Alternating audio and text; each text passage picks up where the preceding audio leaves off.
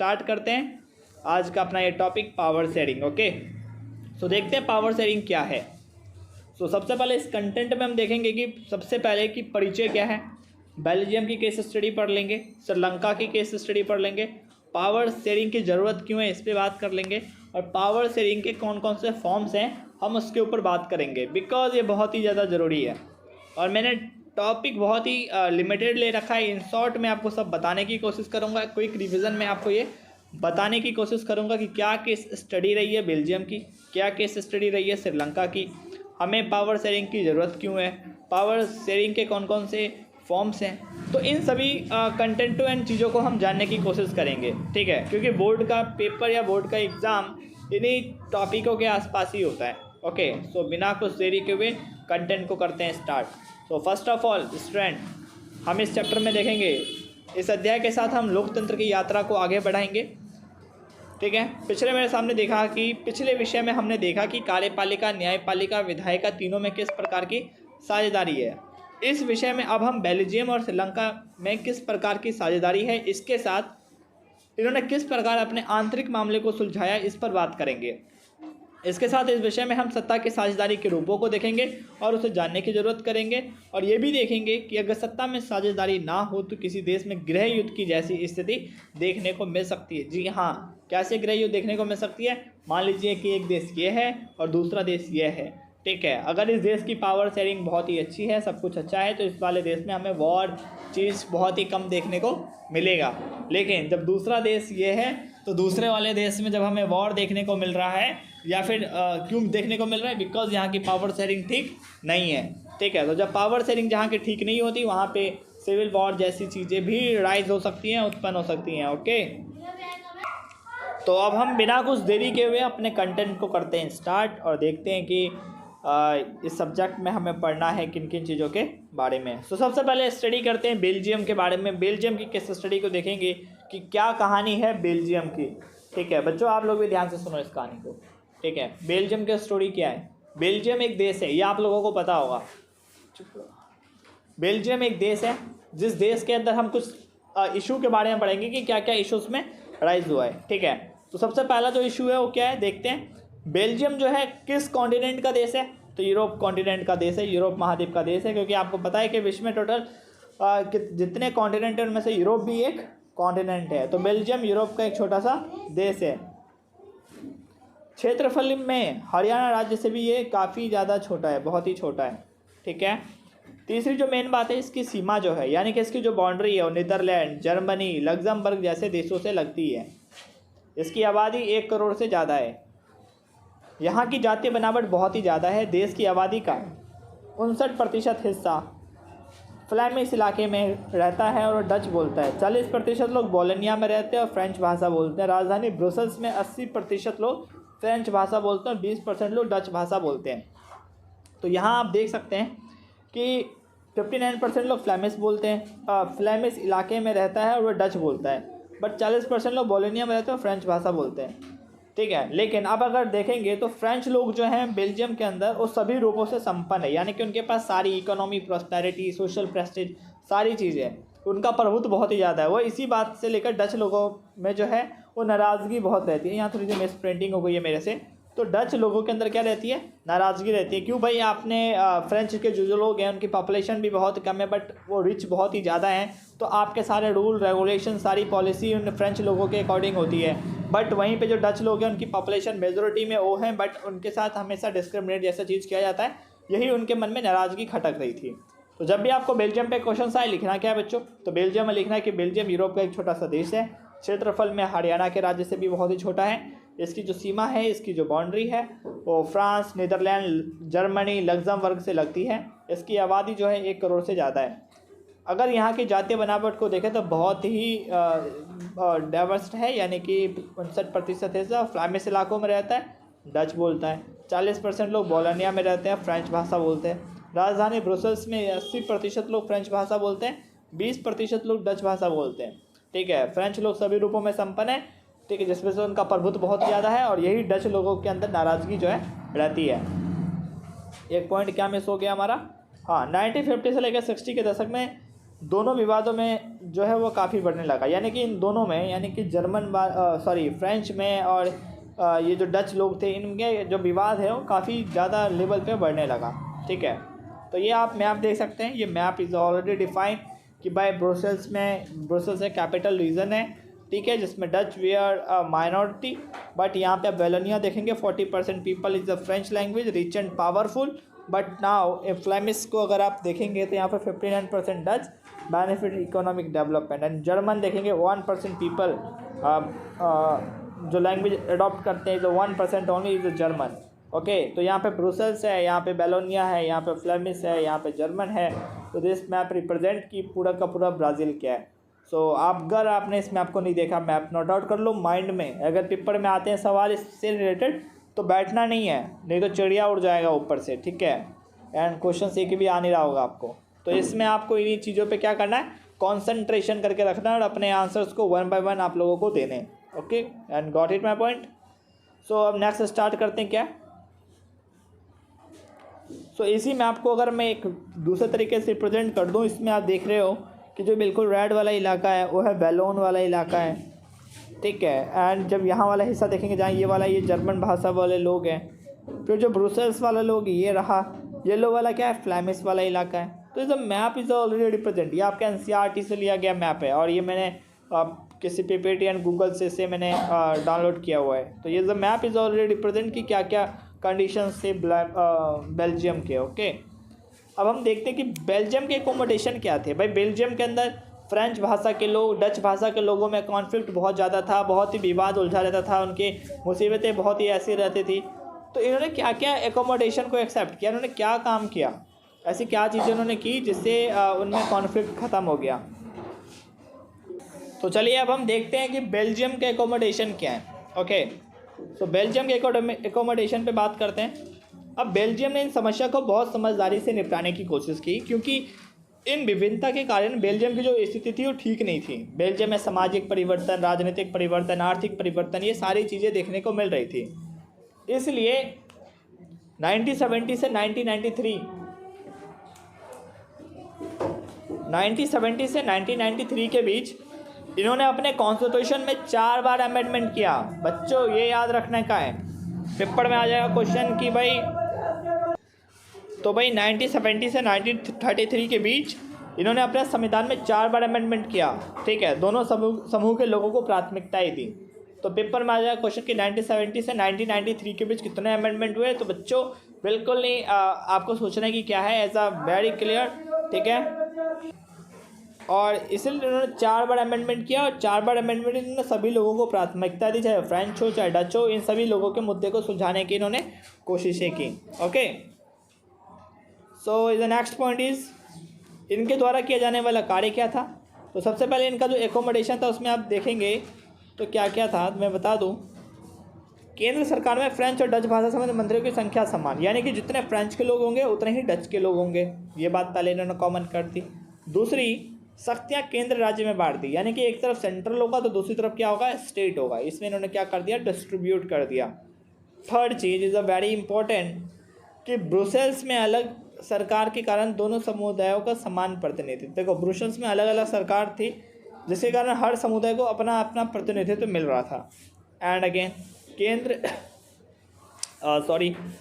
और राज्य के अलावा तीसरे स्तर पर सामुदायिक सरकार की भी बात की गई थी, यानी कि कम्युनिटी गवर्नमेंट की भी बात की गई थी बच्चों। ओके,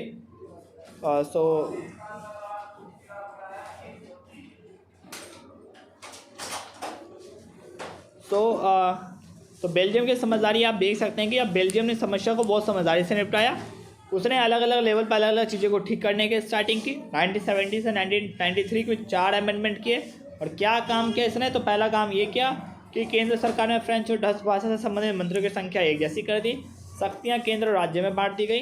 ब्रुसेल्स में अलग सरकार के कारण दोनों समुदायों को समान प्रतिनिधित्व मिलने लगा। केंद्र राज्य के अलावा तीसरे स्तर पर सामुदायिक सरकार की बात की गई, यानी कि कम्युनिटी गवर्नमेंट यहाँ पे बना दी गई। इससे क्या हो गया कि फ्रेंच और डच से रिलेटेड जितने भी कॉन्फ्लिक्ट थे, जितने भी मुद्दे थे, उसको बराबर तरीके से सुलझा लिए गए। ठीक है, तो मुझे लगता है कि अब आपकी जो क्वेश्चंस जो आपके माइंड में डेवलप हो रहे थे कि भाई बेल्जियम का क्या था, बेल्जियम ने क्या क्या काम किए और उससे क्या वहाँ की सोसाइटी में चेंज हुआ। तो मुझे लगता है कि ये सारे क्वेश्चंस आपके क्या हो गए होंगे, होप सो कि क्लियर हो गए होंगे, है ना। सो स्टूडेंट्स गो थ्रू होते हैं अपने नेक्स्ट पॉइंट पे। Is the next important point is जो हमें पढ़ना है, हमें समझना है एज ए श्रीलंका। ठीक है, श्रीलंका की केस स्टडी भी बेल्जियम जैसी ही खतरनाक है। Okay, so once again I one review one by one. So हमने बेल्जियम के पूरे कंडीशंस के बारे में पढ़ लिए एंड गो थ्रू हो गए हम विद मैप के साथ, दोनों मैप को हमने देख लिया एंड अगेन बेल्जियम ने क्या किए इसको देख लिया, बेल्जियम के होने वाले कामों को हमने वन बाय वन करके देख लिया। सो जो आपके माइंड में क्वेश्चंस राइज हो रहे थे दैट्स सो क्वेश्चंस भी आपके क्लियर हो गए हैं, you know students. So go through होते हैं अपने नेक्स्ट पॉइंट इज श्रीलंका। देखते हैं श्रीलंका की केस स्टडी क्या है। ठीक है, श्रीलंका जस्ट अगर आप जोग्राफिकली देखेंगे श्रीलंका को तो श्रीलंका आपको कहाँ दिखेगा भाई। एज अ मैप अगर मैं रेंडमली मैप बना लूँ इंडिया का, अगर मैं मैप बना लेता हूँ ऐसे करके, मान लो ये मैंने इंडिया का मैप बना लिया, बट इट्स नॉट कि जम्मू कश्मीर वेरी कूल, बहुत ही कूल नहीं बना है। बट अगर मैं मान लो ये मैप है तो जस्ट यहाँ पर क्या है, श्रीलंका है, एक नाशपाती की तरह, एक पियर्स की तरह, है ना। चारों तरफ से पानी से घिरा हुआ है एंड इंडिया के बहुत ही नियर बाय में है, इंडिया का अच्छा निहावर भी है। करंटली अगर आप देखेंगे तो इसको बहुत सारे क्राइसिस का सामना करना पड़ा है, इकोनॉमिक क्राइसिस अभी हाल ही फिलहाल में। तो जब आप इतनी बातों को अगर आपने समझ लिया भाई श्रीलंका क्या, श्रीलंका हमारे नियर बाय में है, बट देखो श्रीलंका के साथ हमारे सारे रिलेशन अच्छे थे, बट एक रिलेशन इसलिए ख़राब है क्योंकि यहाँ पे सिंगली लोगों के साथ हमारे जो कॉन्फ्लिक्ट है ना बहुत ही बड़े लेवल पे होता है, बहुत ही बड़े लेवल पे होता है। तो यही दिक्कत है सिंगली से रिलेटेड। ठीक है, तो अब हम देखते हैं, गो थ्रू होते हैं श्रीलंका के बारे में, क्या कहता है श्रीलंका का ये सारा पॉइंट। ओके, 1948 में श्रीलंका एक आज़ाद देश बन गया। ठीक है, श्रीलंका के समुदाय के लोगों की संख्या ज़्यादा थी, यानी कि सिंगली समुदाय के लोगों की संख्या ज़्यादा थी, इसलिए उन्होंने अपना प्रभुत्व कहाँ जमाया, श्रीलंका के ऊपर जमाया। उन्होंने बताया कि श्रीलंका हमारा है भाई। ऑब्वियसली आप भी कहेंगे जहाँ आपका डोमेन ज़्यादा होगा, आपका प्रभुत्व ज़्यादा होगा, आपका पावर ज़्यादा होगा, ऑब्वियसली आई नो कि आप भी वही बताने की कोशिश करेंगे कि ये इलाका आपका, ये क्षेत्र आपका, ये डोमेन आपका है ना स्टूडेंट्स। तो 1948 में श्रीलंका आज़ाद हुआ तो वहाँ पे सिंगली लोगों की संख्या जो थी वो एक बड़े लेवल पे थी, जिस वजह से श्रीलंका में के अंदर सिंगली लोगों ने अपना डोमेन जमाना स्टार्ट कर दिया। Okay, so and next is 1956 में कानून बनाया गया जिसमें सिंगली को राजभाषा बनाया गया। 1956 में क्या बनाया गया, कानून बनाया गया जिसमें किसको राजभाषा बनाया गया, सिंगली को राजभाषा बना दिया गया। इसके साथ विश्वविद्यालय यानी कि यूनिवर्सिटीज़ में, गवर्नमेंट जॉब्स में सिंगली लोगों को क्या दी जाने लगी, प्राथमिकता दी जाने लगी। तो अगर आपसे पहले आता श्रीलंका पे क्या लिखेंगे तो 1948 में श्रीलंका एक आज़ाद देश बन गया एंड आज़ाद होते ही यहाँ पे सिंगली लोगों की संख्या ज़्यादा थी इसलिए उनको प्रभुत्व दे दिया गया। यहाँ पे 1956 में कानून बनाया गया जिसमें सिंगली को क्या बना दिया गया, यहाँ का राजभाषा बना दिया गया। इसके साथ विश्वविद्यालय में, सरकारी नौकरियों में सिंगली लोगों की प्राथमिकताएँ दी जाने लगी। ठीक है, तो अब आप देख सकते हैं कि किसी देश के अंदर सब कुछ एक लैंग्वेज ग्रुप के लिए होने लगेगा, दूसरे लैंग्वेज ग्रुप के साथ नहीं होगा, तो क्या उस देश की सिचुएशंस कैसी रहेगी, अच्छी या बुरी। तो ऑब्वियसली आप बोलेंगे भैया इसकी सिचुएशन तो क्या रहेगी, बहुत ही बुरी रहेगी, बहुत ही गंदी रहेगी, है ना, आप तो ये बताएंगे जनरली। ओके, तो यही कंडीशंस रहा यहाँ पे भी कि जब इंडिया के श्रीलंका की गवर्नमेंट ने सारी फैसिलिटी, सारी चीज़ें प्रोवाइड करवाने लगी सिंगली लोगों को, तो वहाँ पर रहने वाले जो तमिल के लोग थे उनके अंदर एक गलत रोष की भावना जागने लगी। उन्हें ऐसा लगने लगा कि सरकार उनके ऊपर ध्यान नहीं दे रही है, सरकार उनका डिमांड पूरी नहीं कर पा रही है, सरकार उनके हित में नहीं है। तो जिस वजह से तमिल लोगों में, सिंगली लोगों में आपसी कॉन्फ्लिक्ट जो क्या हो गया, स्टार्ट हो गया स्टूडेंट। ओके, सो याद रहेगा आपको ये पॉइंट एंड भूल जाओगे। एंड अगेन इसके साथ श्रीलंका के संविधान में बौद्ध धर्म को ज़्यादा बढ़ावा दिया जा रहा था। यही चीज़ तमिल लोगों को बेगानापन की स्थिति में ला रही थी, यानी कि ये वो कंडीशन थे जो तमिल लोगों को एकदम बिल्कुल ठीक कंडीशन में नहीं ला रहे थे। ठीक है, उन्हें ऐसा लगने लगा कि उनके साथ भेदभाव किया जा रहा है, उनके साथ डिस्क्रिमिनेशन किया जा रहा है, उनको अधिकार नहीं दिए जा रहे हैं। तो ऐसे ऐसे थॉट्स जो है उनके माइंड में राइज होने लगे, है ना। तो जस्ट इसी कारण तमिल सिंगली आपस के संबंध जो है बिगड़ने लगे और श्रीलंका में गृह युद्ध, सिविल वॉर की जो सिचुएशंस हैं वो यहाँ पे बनने स्टार्ट हो गई और यहाँ पे एक सिविल वॉर का कंडीशंस आ गया।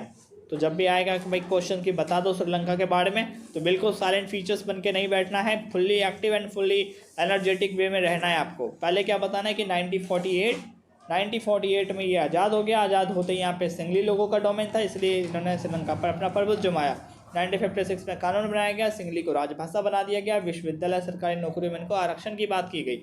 इसके साथ श्रीलंका में संविधान में बौद्ध धर्म को ज़्यादा महत्व दे दिया गया। ये सभी चीज़ें तमिल लोगों को बेगानापन की स्थिति में ला रही थी और उन्हें ऐसा लग रहा था कि उनके साथ डिस्क्रिमिनेशन किया जा रहा है, उनके अधिकार को पूरा नहीं होने दिया जा रहा है। इस वजह से तमिल सिंगली के आपसी संबंध जो है बिगड़ने लगे और श्रीलंका के अंदर गृह युद्ध की स्थिति बनने लगी और उनके अंदर एक गृह युद्ध जैसी जो कंडीशंस थे वो एक बड़े लेवल पे आने लगा। ठीक है स्टूडेंट्स, यहाँ तक आपको बातें क्लियर हो गई हैं? अगर यहाँ तक हो गई हैं आपको बातें बिल्कुल सडनली क्लियर, सो गो थ्रू होते हैं अपने नेक्स्ट पॉइंट पे एंड देखते हैं कि आगे की कहानी क्या है। सो आगे इसके कारण जो है तमिल लोगों ने अपनी पार्टी बनाई। जब भाई तमिल लोगों को बेगानापन लग रहा था तो तमिल लोगों ने अपनी खुद की पार्टी बनाई जिसका नाम रखा तमिलीलम, जिसको कहते हैं लिबरेशन टाइगर ऑफ तमिलीलम। ठीक है, लिबरेशन टाइगर्स ऑफ तमिलीलम के नाम से जाना जाता है। दोनों में लगभग सांप्रदायिक युद्ध होने लगे, भाई कम्युनिज्म की भावना जगने लगी। एक जो है सिंगली अपने आप को प्रमोशन दे रहा था तो वहीं पे जो था वो दूसरा अपने आप को प्रमोशन दे रहा था, जिसकी वजह से दोनों में क्या होने लगे, युद्ध होने लगे, जिसके कारण कई लोग शरणार्थी के रूप में अपने घर से बेघर हो गए। शरणार्थी रिफ्यूजीज बन गए यारो। ठीक है, और हमें लगता है कि बहुत ही छोटी कंडीशंस है, बट आई लिटरली मानो कि भाई अगर हमारे साथ ऐसे सिचुएशंस आते हैं तो हमारे साथ क्या होगा, है ना। अगेन इसका प्रभाव जो है श्रीलंका के सामाजिक आर्थिक सभी स्थितियों पर हमें देखने को मिला। ठीक है, और अंत में 2009 में युद्ध लगभग अंत की कगार पे पहुंच गया और युद्ध जो है लगभग अंत की कगार पे पहुंच गया। लेकिन वन थिंग्स और कि भाई ये अंत की कगार पर पहुंच गया लेकिन इसका अंत नहीं हुआ। आज भी ये युद्ध आपस में सिविल वॉर चलते रहते हैं। ठीक है, अंत के कगार पर पहुंच गया बट इसका अंत नहीं हुआ स्टूडेंट। ठीक है, तो ये है इसकी कुछ शॉर्ट वे में कहानी एंड इसको समझे आप कि भाई 1948 में ये हुआ, 1956 में ये हुआ। श्रीलंका में एक धर्म को ज़्यादा प्रमोट किया जा रहा था। ये सारी कंडीशंस तमिल लोगों को अच्छी नहीं लग रही थी, जिसके वजह से तमिल लोगों में और तमिल और सिंगली के जो संबंध थे वो बिगड़ने लगे और श्रीलंका में गृह युद्ध हो गया और आपस में वॉर होने लगे, जिसके वजह से तमिल लोगों ने अपनी खुद की पार्टी बनाई जिसका नाम उन्होंने रखा लिबरेशन टाइगर्स ऑफ तमिलीलम। ठीक है, और इन्होंने जिस वजह से वहाँ पे सांप्रदायिक युद्ध होने लगा और काफ़ी लोग शरणार्थी बन गए। इसका प्रभाव श्रीलंका के सामाजिक आर्थिक सांस्कृतिक चीज़ों के साथ साथ श्रीलंका के पूरे अवसंरचनात्मक चीज़ों पे भी देखने को हमें मिलता है। ठीक है, और अंत में 2009 के में युद्ध का लगभग अंत हो जाता है, बट फाइनली ये युद्ध ख़त्म नहीं होता। आज के टाइम में भी हमें इस तरीके का युद्ध जो है वो देखने को मिलता है और ये वाला युद्ध आज के समय में भी हमें लगता है कि आपस में दोनों में कॉन्फ्लिक्ट है। ओके, सो देखते हैं कि मैप क्या है। तो मैप क्या कह रहा है कि भाई सर इस वाले इलाके में श्रीलंकन तमिल रहते हैं, occupy north and east Hindus and Muslim. Okay, Tamil है 18% एंड इंडियन तमिल से हिंदू एंड मुस्लिम्स। ओके, ये वाला जो आप येलो वाला हिस्सा देख रहे हैं सिंगलीज एंड 74% बुद्धिस्ट। ठीक है, एंड ये वाला जो देख रहे हैं बीच बीच में जैसा है वहाँ पे मुस्लिम्स रह रहे हैं 1%। अगर आप इस मैप को देखने की ध्यान देने की कोशिश कर लेंगे अगर थोड़ा सा, तो इस मैप इज़ ऑलरेडी रिप्रेजेंट कि क्या एक्चुअल कंडीशंस हैं बच्चों। यहाँ पे क्या दिखाया गया, कोलंबो में क्या दिखाया गया, तो ये आप देख लेंगे ना ये NCERT से, तो may be and more clear हो जाएगा कि क्या कंडीशन है श्रीलंका का। ओके, सो होप सो कि आप जरूरत में सत्ता की साझेदारी की है ना। सो फर्स्ट पॉइंट इज़ जो पॉइंट अपने आप में बहुत कुछ डिफाइन कर रहा है कि पावर शेयरिंग की ज़रूरत हमें इसलिए है क्योंकि टकराव ना हो, कॉन्फ्लिक्ट ना हो। तो जब सत्ता में साझेदारी होती है तो किसी भी प्रकार का टकराव देखने को नहीं मिलता, कॉन्फ्लिक्ट देखने को नहीं मिलता, क्योंकि समझदारी के कारण सभी लोगों को अपने अपने अधिकार मिलते हैं। ठीक है, जैसे कि आपको मान लो कि यहाँ पे एक एग्जीक्यूटिव है, यहाँ लेजिस्लेचर्स है और यहाँ पर क्या है हमारी जुडिशरी है। ठीक है, अब सबके पास अलग अलग पावर है। एग्जीक्यूटिव के पास अपनी अलग पावर है, लेजिस्लेचर्स के पास अपनी अलग पावर है, जुडिशरी के पास अपनी एक अलग पावर है। तीनों के पास अपने अपने क्या है अलग अलग पावर्स हैं। ठीक है। तो अब जब तीनों के पास अपने अलग अलग पावर्स हैं तो ऑब्वियसली हमें ऐसा देखने को मिलेगा कि इनमें टकराव कभी नहीं होगा, इनमें कॉन्फ्लिक्ट नहीं होगा। क्यों? क्योंकि ये लोग एक दूसरे के ऊपर क्या है, डिपेंडेंट है, एक दूसरे के ऊपर इनकी डिपेंडेंसी बनी हुई है, इसलिए इनमें टकराव में हमें कमी देखने को मिलेगी। क्यों? क्योंकि सभी के पास पावर जो है अलग अलग है। एग्जीक्यूटिव के पास पावर अलग है, लेजिस्लेचर्स के पास पावर अलग है, एंड जुडिशरी के पास जो पावर है वो अलग है। तो जब हमने बात है कि सत्ता की साझेदारी की ज़रूरत क्यों है, तो सत्ता की साझेदारी की ज़रूरत है भाई। कैसे ज़रूरत है? तो हमने कहा कि जब सत्ता में साझेदारी रहेगी तो कॉन्फ्लिक्ट में कमी देखने को मिलेगी, टकराव में हमें कमी देखने को मिलेगी, किसी भी तरीके का कुछ भी कॉन्फ्लिक्ट राइज नहीं होगा। Got it my point? ठीक है, it's a very important point कि हम समझे कि सत्ता की साझेदारी की ज़रूरत में पहले चीज़ में हमें यह लिखना है। ओके, सो नेक्स्ट चीज़ है कि जब पावर शेयरिंग बनी रहेगी तो शांति की व्यवस्था बनी रहेगी। सत्ता में साझेदारी के कारण देश में शांति की व्यवस्था जो है वो बनी रहती है। कैसे? मैंने बताया, लाइक अभी हमने एक एग्जांपल लिया था, this is a executive, this is a legislature, this is a judiciary. तीनों के पास अपने अलग अलग पावर्स हैं। ठीक है, इसी तरीके से आप यहाँ देख सकते हैं, यहाँ है सेंट्रल, यहाँ है स्टेट, यहाँ पर है लोकल। तीनों के पास अपने अलग अलग पावर हैं। जब सबके पास अपने अलग अलग पावर है तो जब इन पावर से लोग खुश हैं, सेंट्रल अपना खुश है, स्टेट भी खुश है, लेजिस्लेचर भी लोकल भी खुश है, इसी तरीके से एग्जीक्यूटिव खुश है, लेजिस्लेचर खुश है, एंड जुडिशरी खुश है, तो देश में क्या बनी रह सकती है? शांति की व्यवस्था बनी रह सकती है। किसी भी प्रकार का कॉन्फ्लिक्ट जो है हमें कम से कम देखने को मिलेगा। You got it my point students? तो पावर शेयरिंग की जरूरत, पहला कॉन्फ्लिक्ट्स में कमी, पीस बनाने के लिए, पीस मैनेजमेंट के लिए, शांति व्यवस्था को बनाए रखने के लिए हमें पावर शेयरिंग की ज़रूरत है। Okay, and is the second point. Third point is power sharing democracy के सोल है, लोकतंत्र की आत्मा है। सत्ता की साझेदारी एक तरीके से लोकतंत्र की क्या है? आत्मा है, क्योंकि सभी लोगों को अपने बराबर के जो अधिकार है वो मिलते हैं। ठीक है, सभी लोगों को राइट्स मिले हुए हैं। आपके पास अपनी अलग स्वायत्ता है, सेंट्रल के पास अलग है, स्टेट के पास अलग है, लोकल के पास अलग है, सारी बॉडीज़ के पास अलग है। तो कहते हैं कि पावर शेयरिंग क्या है? As a part of democracy, लोकतंत्र का एक अभिन्न हिस्सा है, एक बहुत बड़ा हिस्सा है, जिस वजह से हम कहते हैं कि ये एक लोकतंत्र की क्या है? एक आत्मा है। ठीक है, तो पावर शेयरिंग में आपको ये चीज़ें समझनी जो है बहुत ही ज़्यादा क्या है? ज़रूरी है। Okay, and the next point is, जब हम पावर शेयरिंग की बात करते हैं तो पावर शेयरिंग में सभी का रिप्रेजेंटेशन जो है वो बना रहता है। सभी का रिप्रेजेंटेशन होता है, सबका प्रतिनिधित्व होता है। सत्ता की साझेदारी से सभी का प्रतिनिधित्व हमें देखने को मिलता है। सभी का प्रतिनिधित्व से मेरा कहने का ये मतलब है कि सभी का डोमेन जो है हमें वो देखने को मिलता है, सभी लोगों का कंट्रीब्यूशन हमें देखने को मिलता है, जिस वजह से, जिस कारण से हमें पावर शेयरिंग की क्या ज़रूरत है। ठीक है, एंड अगर आपके एग्जाम्स में पूछ लेता है इस टॉपिक से रिलेटेड क्वेश्चन, तो मे बी आप लिखेंगे क्या? एज अ सब introduction point of power sharing, and क्योंकि ज़रूरत है, लाइक पहला टकराव में कमी या शांति व्यवस्था बनाने के लिए लोकतंत्र की आत्मा ही है, सबका रिप्रेजेंटेटिव देखने को मिलता है। ठीक है, इंडिया में डाइवर्सिटी बहुत ज़्यादा है, जिस वजह से इसकी नीडेड जो है बहुत ही ज़्यादा है। देश की व्यवस्था को बनाए रखने के लिए इसकी ज़्यादा है, देश के प्रशासन को बनाने के लिए पावर शेयरिंग की ज़रूरत है। तो इन तरीक़ों की चीज़ों को आप क्या कर सकते हैं? एक्सप्लेन कर सकते हैं, यू नो, कि थोड़ा थोड़ा आपको क्लियर हो रहा होगा कि power sharing is because is very important, बहुत ज़्यादा इंपॉर्टेंट है ये, है ना। अब हम बात कर लेते हैं सत्ता के साझेदारी के रूप्स क्या हैं, सत्ता के साझेदारी के फॉर्म्स क्या क्या हैं। ठीक है, तो जब हमने सत्ता के साझेदारी की बात की तो सत्ता के साझेदारी को हम किस किस तरीके से देख सकते हैं? तो हम सत्ता के साझेदारी को जो है लगभग 4 तरीके से देख सकते हैं। 1 बाय 1 करके 1, 2 एंड 3, एंड सभी काम 1 1 करके क्या करेंगे? डिस्कशन करेंगे, ये रूप कौन कौन से, फॉर्म्स कौन कौन से हैं। ठीक है, तो सबसे पहले हम बात करते हैं सत्ता के साझेदारी के जो पहला फॉर्म है, शासन के कार्यपालिका, न्यायपालिका और विधायिका, यानी कि एग्जीक्यूटिव, जुडिशरी एंड लेजिस्लेचर में हम देख सकते हैं पावर शेयरिंग। जब हम सत्ता के साझेदारी के रूप की बात करते हैं तो पहला रूप यही है कि शासन के कार्यपालिका, न्यायपालिका, विधायिका के बीच शक्तियों का बंटवारा। आपको पता होगा कि इंडिया के कॉन्स्टिट्यूशन के अकॉर्डिंग कि एग्जीक्यूटिव के पास अलग पावर है, जुडिशरी के पास अलग पावर है, विधायिका के पास यानी कि लेजिस्लेचर्स के पास अपना अलग पावर है। लेजिस्लेचर जो पार्लियामेंट के अंदर है वो अमेंडमेंट समथिंग चीज़ों में इन्वॉल्व रहती है। एग्जीक्यूटिव जो होती है काम लोकल लेवल पे या फिर नेशन लेवल पे, स्टेट लेवल पे काम करती है। जुडिशरी जो है डिसीजंस मेकिंग, जस्टिस के लिए काम आती है। तो लगभग तीनों के ऊपर अलग अलग पावर है। तीनों जो है एक दूसरे के ऊपर, एक दूसरे के डिसीजंस को लेके क्या है, डिपेंड है, एक दूसरे के ऊपर निर्भर है। ठीक है, तो इसको हम कौन सा कहते हैं? क्षैतिज कहते हैं, हॉरिजॉन्टल कहते हैं। ठीक है, हॉरिजॉन्टल डिस्ट्रीब्यूशन के नाम से हम इसको जानते हैं सत्ता के साझेदारी के स्वरूप को। ओके, एंड इसके साथ इसमें कार्यपालिका, न्यायपालिका, विधायिका को सभी को अपने अपने अलग अधिकार दिए गए। ये तीनों आपस में अपनी अलग अलग शक्ति है और इन एक दूसरे के ऊपर निर्भर है, जो बातें मैंने जस्ट आपको बताई है ना। तो यहाँ देख सकते हैं like this part of Indian government को हमने बांट दिया as a part of legislature, as a part of executive, as a part of judiciary.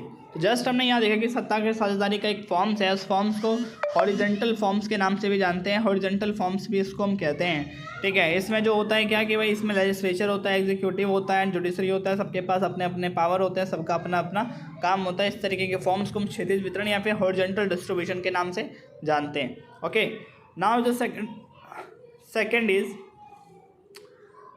Second क्या है, एक बार हम देख लेते हैं। हाँ, सेकंड है कि सरकार के बीच साझेदारी। ठीक है, सरकार के बीच में साझेदारी कैसे देखने को मिलती है?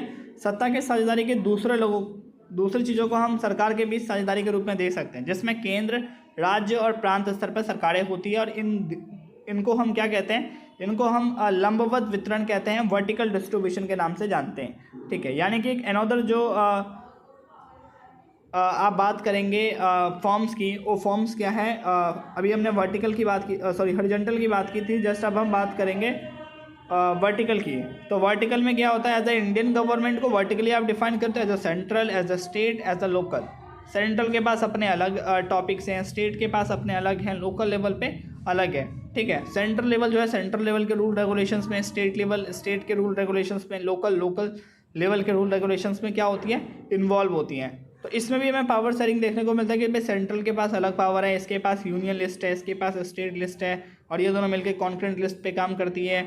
इसके अंदर आप पंचायत एंड ऐसी चीज़ों को भी देख सकते हैं। तो इस फॉर्म अलग है कि ठीक है,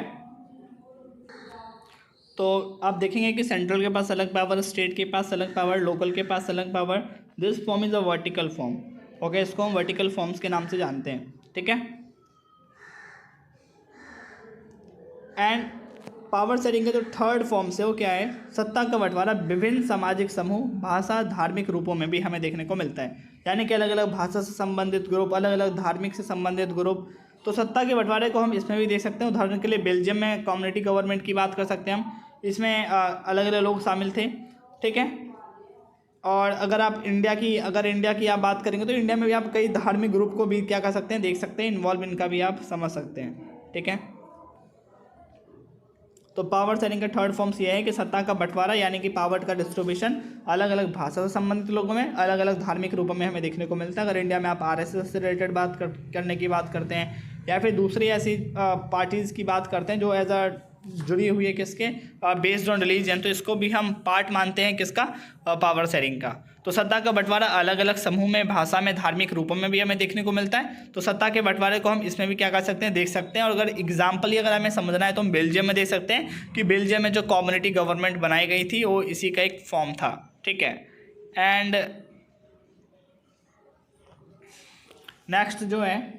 नेक्स्ट है सत्ता की साझेदारी में दबाव समूह और आंदोलन। ठीक है, यानी कि प्रेशर ग्रुप एंड मूवमेंट का भी देखने को मिलता है पावर शेयरिंग में। दबाव समूह और आंदोलन देश की लोकतंत्र की रक्षा के लिए होते हैं और सरकार के कार्य करने के लिए क्या करते हैं? प्रेरित करते हैं। जब आपको पता है कि किसी देश की जो गवर्नमेंट होती है वो बिल्कुल काम नहीं कर रही होती है, काम पे अटेंशन नहीं होता, डेवलपमेंट रिलेटेड चीज़ों पे कुछ भी अटेंशन नहीं होता, तो लोग वहाँ पे कोई प्रेशर ग्रुप होता है जो गवर्नमेंट पर प्रेशर बनाता है, या फिर वहाँ के जो लोग हैं वो क्या करते हैं? बड़े लेवल पे प्रोटेस्ट करते हैं, बड़े लेवल पे क्या करते हैं? आंदोलन करना स्टार्ट कर देते हैं, जिसकी वजह से हमें क्या देखने को मिलता है कि जो पावर शेयरिंग एक अलग लेवल पे हमें देखने को मिलती है।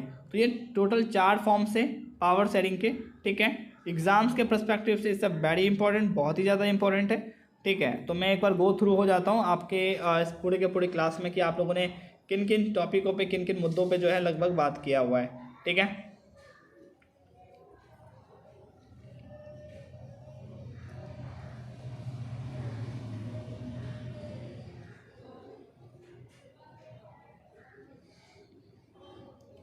तो जस्ट इस चैप्टर का जो हमारा कंटेंट था इंट्रोडक्शन, बेल्जियम के बारे में, श्रीलंका के बारे में, पावर शेयरिंग की ज़रूरत क्यों है। ठीक है, पावर शेयरिंग के क्या क्या फॉर्म्स हैं। ठीक है, ये कुछ इसके क्या थे, इसका एक पार्ट था। जस्ट उसके बाद हमने देखा कि इसका इंट्रोडक्शन क्या है, एंड इंट्रोडक्शन को देखने के बाद जस्ट हम गए बेल्जियम पे, हमने बेल्जियम के चीज़ों को समझना जो है क्या कर दिया, स्टार्ट कर दिया। एंड बेल्जियम के हमने एकोमोडेशन देखी कि बेल्जियम ने क्या क्या अपना एकोमोडेशन दिया, जैसे उसको हमने देखा। एंड अगेन हमने श्रीलंका की स्टडी की, श्रीलंका के बारे में सब कुछ जानने की हमने कोशिश की, आगे पढ़ा श्रीलंका के इशू के बारे में, विद मैप स्टडी की हमने। पावर शेयरिंग की ज़रूरत क्यों है, 4-5 तरीके की हमने बात की भाई, टकराव में, कॉन्फ्लिक्ट में कमी, शांति बनाने के लिए, लोकतंत्र की आत्माएं, सबका प्रतिनिधित्व हमें इसमें देखने को मिलता है, इस पर हमने बात की। एंड अगेन जो सबसे ज़्यादा इंपॉर्टेंट कि इससे प्रशासन बना रहता है, इससे देश की व्यवस्था बनी रहती है, ठीक है। एंड कह सकते हैं सभी का हित होता है इससे। तो इन सब चीज़ों के लिए हमें पावर शेयरिंग की क्या है, ज़रूरत है। एंड अगेन हमने पावर शेयरिंग के 4 फॉर्म्स के बारे में बात की, जिसमें एग्जीक्यूटिव, जुडिशरी एंड लेजिस्लेचर था, ठीक है। एंड उसके बाद हमने इसके वर्टिकल फॉर्म्स के बारे में बात किया, जिसमें हमने सेंट्रल, स्टेट एंड लोकल की बात की। सत्ता का पावर शेयरिंग का हमने अलग समूह, भाषा, धार्मिक रूपों में बात किया। सत्ता के साझेदारी में हमने दबाव समूह, प्रेशर ग्रुप और आंदोलन से रिलेटेड बात किया। सो इस वीडियो में इतना ही। पावर शेयरिंग को इन शॉर्ट देखने के लिए, समझने के लिए ये वीडियो बहुत ही इनफ है, आप इसको ज़रूर देखें। एंड अगर आपको इस वीडियो से रिलेटेड कोई भी डाउट एंड कोई भी क्वेरी है तो आप हमारे इस कमेंट सेक्शंस में हमें बता सकते हैं, एंड हमारी टीम आपके साथ जल्द ही कांटेक्ट करेगी। Okay, so bye and take care, so best wishes.